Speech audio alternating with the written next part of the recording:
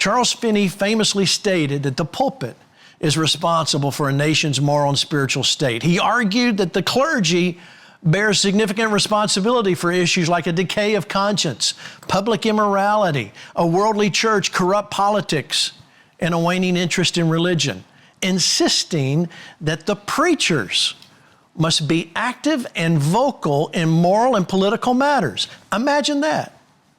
For Charles Finney, when the public sphere becomes corrupt, much of the blame belongs to a silent and an inactive church. And that's what we must fight. So let's take a few topics. Moral decay. Finney asserted that the pulpit is responsible for a decay of conscience in the land. Public morality. He argued that if immorality prevails, the pulpit bears a significant portion of the fault.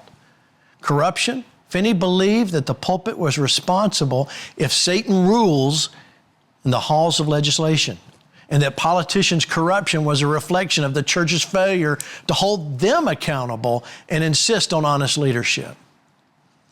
And of course, spiritual decline. He also said the pulpit was responsible if the church became degenerate and worldly, or if the world loses its interest in religion.